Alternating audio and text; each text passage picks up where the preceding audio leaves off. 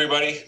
Welcome to the Java with John program. I'm happy to be here live with some excellent guests that will share some updates with all of you shortly. Before we get started, I just wanted to remind everybody this program is brought to you weekly. Unfortunately, we used to do it in person, but since about March, we've been doing it online, virtually, and having some great virtual communications out to our seniors. Earlier this week, I was very pleased to actually see some seniors in person. There was an event that Sharon put on at the Narrow Park to connect with some of the people that I used to see on a regular basis. So that was a lot of fun. Hopefully some of you are watching again today, and it was nice to see you all and hope to do that again soon. There's a lot happening in town here. The Board of Selectmen had a busy meeting on Monday. They took action to actually postpone our upcoming annual town meeting. It's scheduled for April 6th. But they voted to postpone it until a time to be determined later. The reason for this is the public health crisis and pandemic has some uncertainty with regards to how we'll be able to hold the meeting, and also there's some financial impacts that we need some more time to evaluate. So stay tuned on when the date will be announced. It'll probably be after the first of the year that the decision is made. The election, you all, I'm sure, are following the election. Early voting is coming. It's starting very soon here in Acton, and there's been a lot of people that have already done their mail-in ballots. We've received almost 9,500 requests for mail-in ballot applications, and the town clerk, Eva, and her team are working around the clock to process those, and as of yesterday, they've mailed out almost 95% of those. They've mailed out over 9,000 ballots. So if you sent in your ballot application, they mailed it out yesterday, you'll probably get it today or tomorrow. If you don't get it by Tuesday, contact us and let us know. But everybody should be getting them within the next few days. And if you're still interested, you can still apply for a ballot. The deadline to apply for a mail-in ballot is October 20th. They should be, once you send in your ballot application and get your ballot in the mail back from us, you should plan to return it by November 3rd at 8 p.m. But you should do it sooner than that if you can. We actually have some drop boxes outside the town hall, which I can show you if you come after business hours. You can drop them right in these boxes. For those watching on the radio, you can't see, but I'm showing pictures of two new secure lock boxes that we've installed outside the rear of town hall for the purpose of people dropping off their ballots. So there's a good option there, or you can come to the windows during town hall window service, 9 to 11 on a day like today, Friday, or 10 to 2 on weekdays. Other things happening in town, we had a great discussion of the intersection in the Main Street intersection right in front of town hall, the center of town, the Concord Road, two legs across the town common. There's been a design process, and it's going back to 2015 to re-envision this whole area to make it safer for people that are in cars and pedestrians and cyclists. Of particular concern is the intersection of Newtown and Concord. And on Wednesday night, there was some good discussion and a lot of feedback from residents about ways to make that safer. The project is at 25% design now, and with the feedback received earlier this week, the engineers will take it to the next phase of design, and then we will be coming to a town meeting in the next year or so, or maybe the following year, to ask for funding for the construction of the changes. So if you have questions about what the design is and what was proposed and discussed earlier this week, you can find it on the town website. If you have trouble tracking it down, just call our office, 978-929-6611, and we'll help you find it. I also wanted to mention a couple employee notes. Every year at town meeting, we announce the employee of the year. This year, we weren't able to do it because ceremonies were cut out. But I wanted to mention that 2019 Municipal Employee of the Year is Kristen Guichard from our planning department. She did a great job this year, and she was recognized by the town for her efforts. And we also had a Public Safety Employee of the Year, and that was Fire Lieutenant Jim Byrne, who does a lot of great work in the fire department. So congratulations to those two, and thank you. And thanks to all of the other employees who do a lot of great work. If you watched Chronicle on Channel 5, you saw Jennifer Friedman, our director of the Citizens Library, and some other great shots of West Acton. So that was exciting to see. So we have, as usual, we want to give you an update on public health.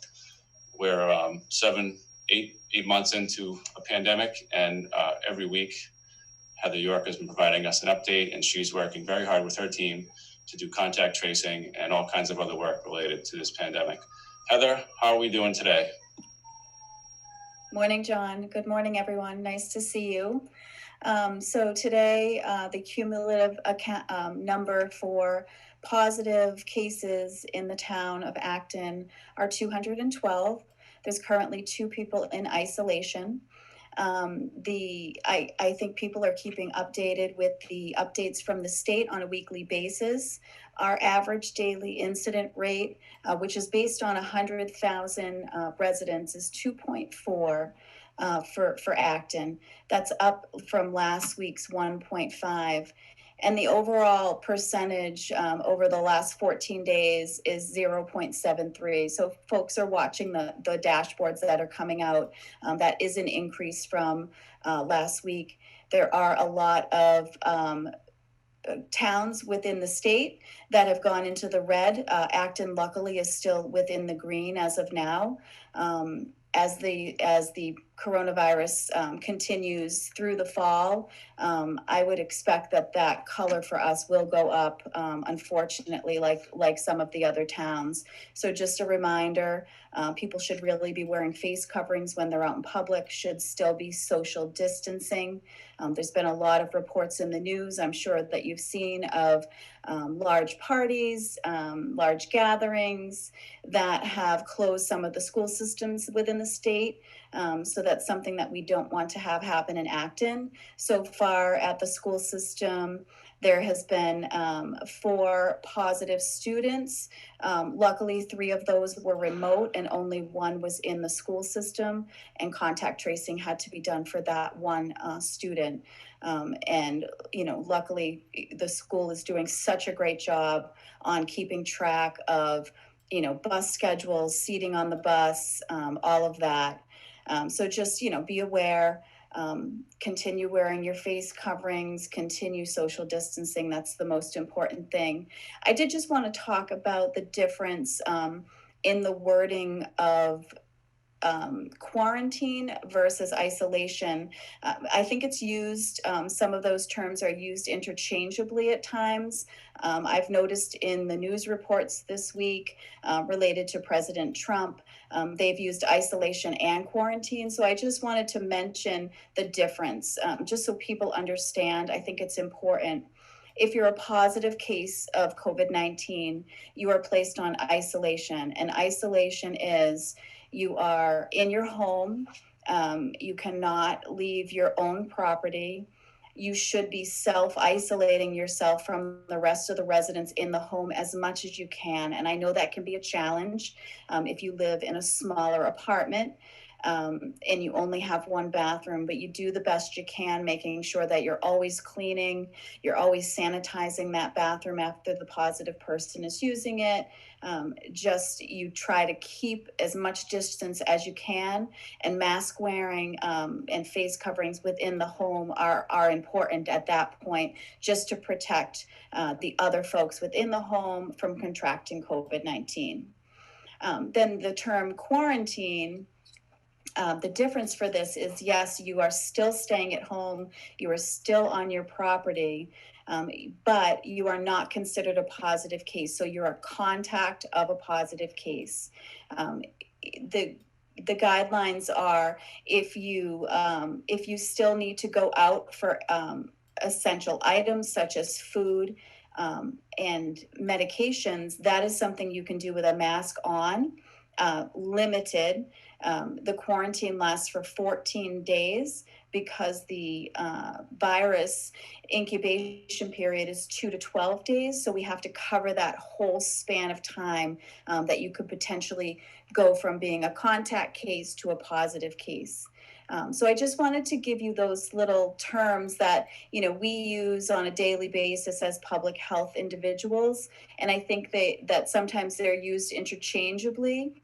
And people don't realize that being on isolation has much stricter guidance than being on quarantine, but both mean you are at home.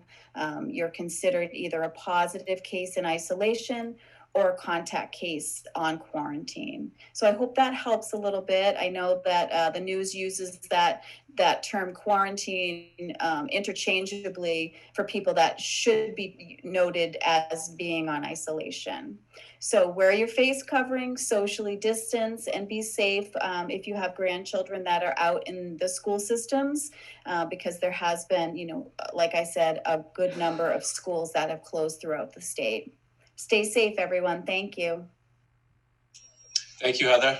Great job as usual. And just to clarify, you mentioned earlier in your opening remarks, there's been 212 cases. That's since the beginning of this pandemic. 212 is a total. Correct. Since early March that we've had. The current active cases, which the correct way to refer to them is in isolation, right? Correct. Is 2. There are 2 cases. Yes. So I just wanted to in isolation. Yes. Thank you. Just wanted to repeat that. Sure. Thank you. And also, if there are questions from the public, seniors or anyone watching, please feel free to call in. We can do live call-in if you're brave enough to go on the air. 978-929-6611. You can also email manager@actonma.gov. And if you do it before we close the show, we'll answer right on online here. So please call in. Our next guest speaker is not really a guest. She's a part of the program. Is Sharon Mercurio, Council on Aging Director. Sharon, what's new today? Hi, John. Thanks for having us again. Wanted again to state how nice it was to see everybody at NARA. It was a nice little social that we did there. We didn't get to spend too much time with each other, but just seeing familiar faces was meant a lot. We don't know how long this is going on. We know we're coming into colder weather. So again, I just really wanted to reinforce to people the importance of reaching out, even if it's picking up the phone and calling somebody or waving to a neighbor or, thinking of an old friend you haven't been in touch with for a while. If you're feeling lonely, they probably are too and would welcome the phone call. So we really are all in this together. So let's help each other through it. Busy week at the Senior Center. We're still doing programs virtually and remotely, but the COA board is meeting on Zoom and you're welcome to join that. The link's available on our website. We also have a weekly 10 o'clock Tips with Terry. She's our exercise instructor that you can watch on YouTube and on ActonTV, but she's been doing a weekly program to connect with people to talk about different health and fitness tips. And Liz Paley has come back. She's doing a mindfulness meditation series. It's a 6-week program, and this Tuesday will be the second week that we've been doing it. That's also on Zoom. We are having Ask the Realtor. So if you have any questions about selling your home, if you're contemplating selling your home, you can have a 20-minute consultation over the phone with a realtor. Ask all those questions that you've been thinking. October 20th, we're going to have another drive-through meal. We're having chicken parmesan from Robbins Brook. They'll be bringing it over and the COA staff will be putting it in takeout containers and putting it in your car. Please sign up for that as soon as possible so we can give them a head count. That'll be October 20th at noon. Open enrollment starts, everybody's best time of year, October 15th through December 7th. A lot of changes with Medicare. So it's a great time to reevaluate your plan. Make sure you're on the best plan for your needs, for your prescription needs, your medical needs. We have Shine counselors that are available to help you go through all of that. Medicare is incredibly confusing. So they'll meet with you virtually over the phone. You tell them what medications you're on, your plan, and that sort of thing. And they'll give you some options of other plans, or maybe you're right where you should be and you're on the best plan for you. But that's your opportunity to really look at your plan, and that's until December 7th. We'll also be having a program later in the month, October 28th, kind of an intro to Medicare, because again, there's so much to it. It's always changing. So that'll be October 28th from 1 to 1:45. So if you have questions and not sure if you need the one-to-one appointment, that might be a good option for you. We're also starting our book club up again. We missed meeting in person, but we have a volunteer that stepped up to run it virtually. So that will be over Zoom. They're going to be meeting October 21st. And the book is Jackie and Maria by Gil Paul. That's available at the Memorial Library. So get your copy, start reading, and sign up for that program. Wanted to give thank you out. We've had some great cards dropped off by both the Acton Family Network and United Way had a group of volunteers. So we've got some nice cards to hand out to our seniors, just to let folks know that they're thinking of them. There's people in the community that want to make sure they're doing okay, and they're in everybody's thoughts. It's a tough time for everybody, but for our older adults that may not have those connections with school folks or that sort of thing, it's important in the communities with you. Like I said, we're almost together. Thanks, John.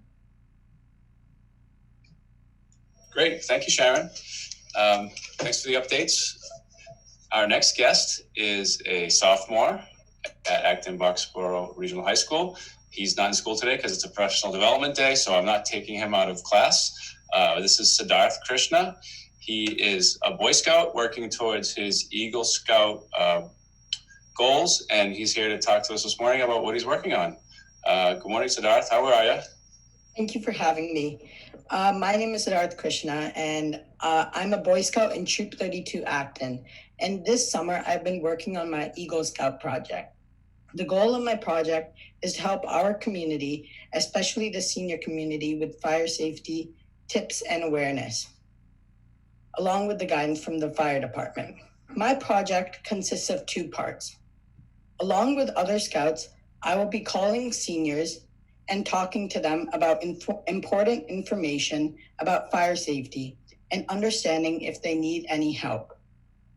You can sign up for these calls by calling the Council on Aging number or emailing them that you would like to sign up. There is also more information in the October senior newsletter. The second part of my project is dropping off file of life magnets like this and fire safety brochures, so seniors will be able to access even more information.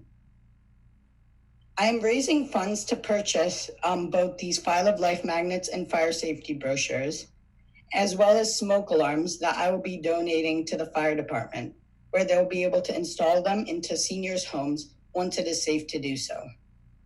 I'm using GoFundMe for my fundraising efforts, and the link is attached along with this interview.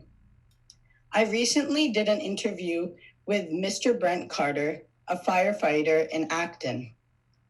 He was able to educate all of us with all of his information and knowledge that he's gotten from being a firefighter. The interview is on ActonTV if you would like to learn even more about fire safety. Thank you so much, and I hope seniors sign up for my project, as it is beneficial for both you and the fire department. I would appreciate any donations that you can make. Thank you. Stay safe and healthy. Great job, Sidarth. Hey, I have a question for you. How did you get interested in fire safety? Recently, 2 years ago, in my sister's room, she had a humidifier malfunction. And it was thankfully because of a smoke alarm that we were able to, my sister was able to wake up in the middle of the night and was able to save a lot of damage. So I decided to go and try and help other people understand the importance of smoke alarms. And seniors are the most prone to severe injuries, so I want to help them the most. Wow, that's scary. I'm glad the smoke detector worked. That's really interesting. So you showed quickly a red card thing. Yeah. Could you describe more what that is, please? Sure. And also to the radio audience, what it is.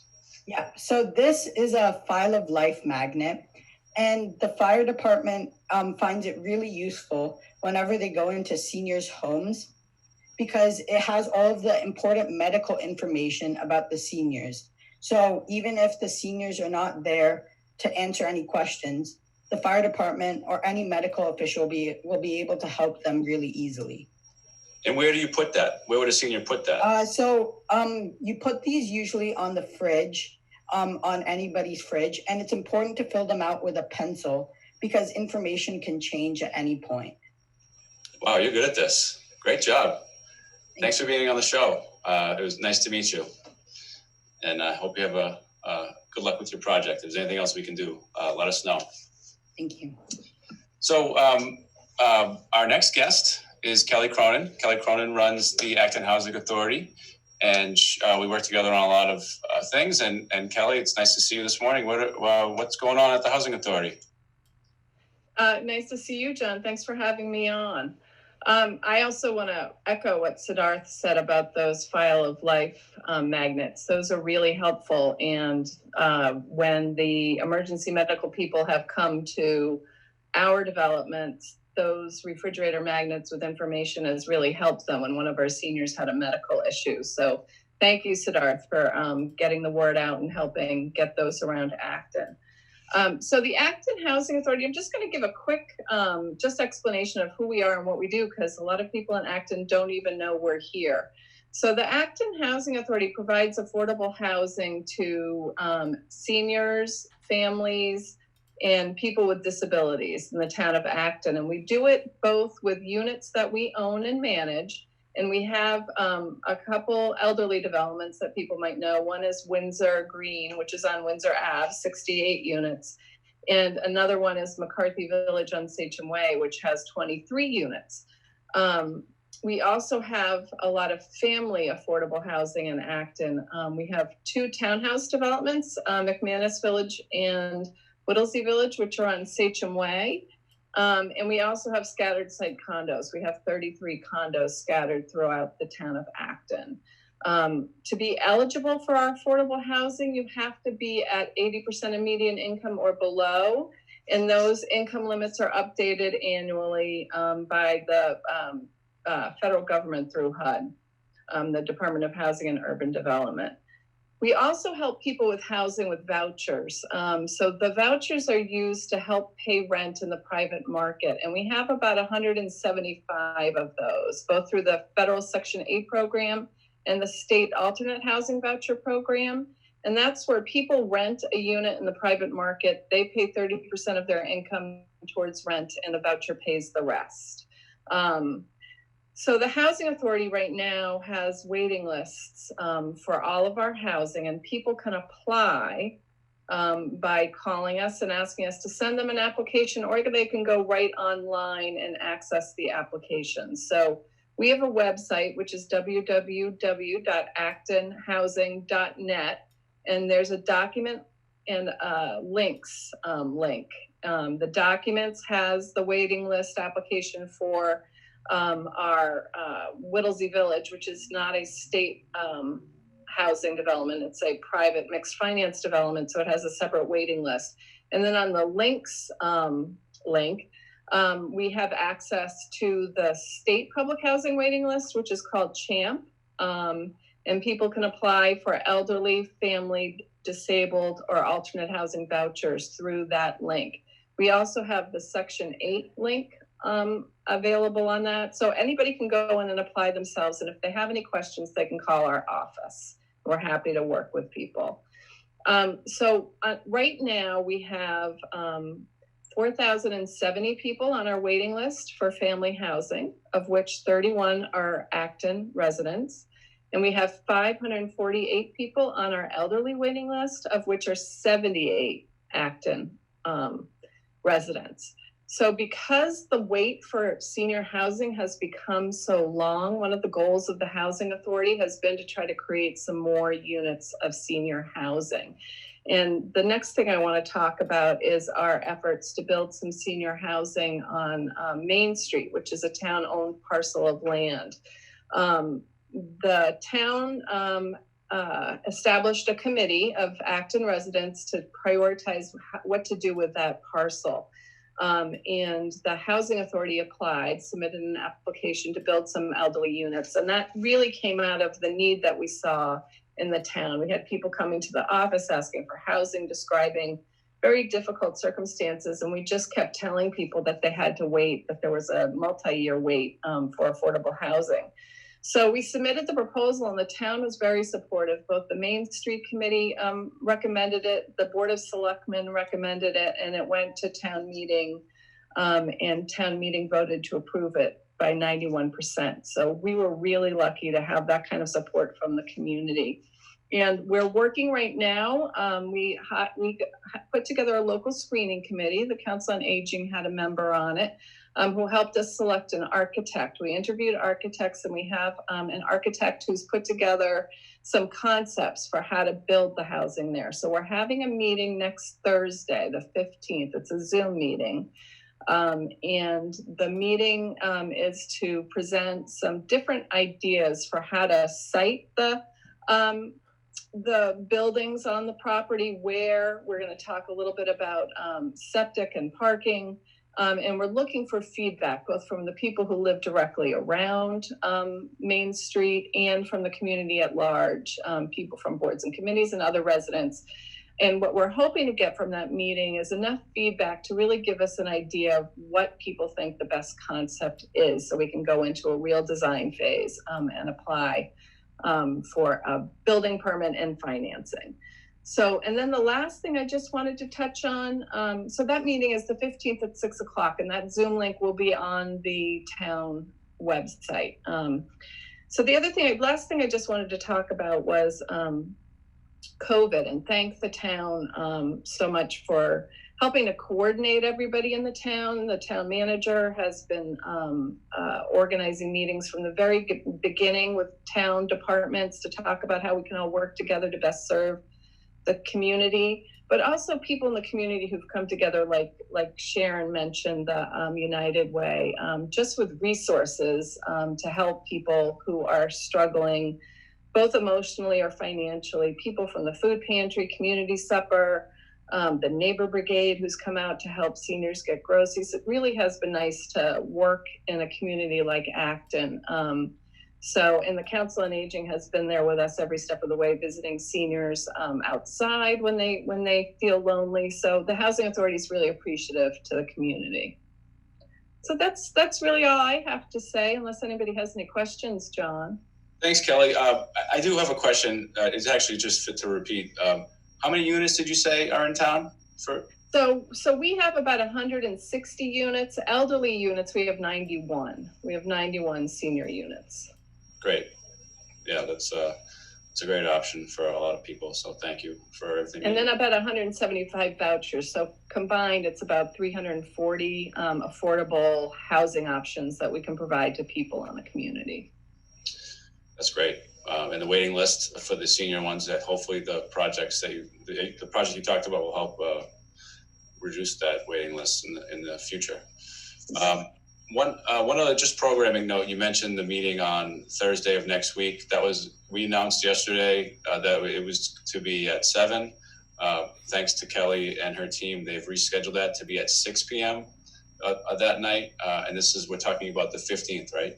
Right, Thursday the 15th. So, because there's also a drive-up window. Those of you in town that are interested in learning about the idea of whether or not we should have drive-up windows and the zoning related to that, there's a forum that night, which will be at 7. So Kelley was gracious enough to realign her meeting so that residents who are interested can attend both for a portion. So thank you, Kelley, and look forward to, I'll be attending both, and I look forward to it. So this is the portion of the program now where we take questions from our thousands of viewers, and we do have a few rolling in. What's going on with Halloween? Great question. So today is October 9th. We're still a few weeks out from Halloween, but the Board of Health did issue some guidance earlier this week to try to help people who have been worried about it. And many of you probably saw the CDC published guidance and the state published guidance. But the Board of Health, our local Board of Health in Acton, has said that we believe trick-or-treating during COVID-19 should be a decision left to our residents. the board requests that everyone be respectful of those who decide not to participate, and the following measures should be in place for safety of those who do want to participate. They recommend everyone wear face coverings, both those participating and those giving out candy. They recommend social distancing at all times, even when you're outside. They recommend washing your hands before and after, and as much as possible during. Consider using tongs or some other creative mechanism to distribute the candy rather than using your hands. You've seen maybe online or on the news people coming up with these great candy shoots and other things that they've come up with. So it's an opportunity to get creative, but you know what? It's also an opportunity that if you're not comfortable, just shut your lights off, and people will respect that that's not the year for you, and that's totally fine.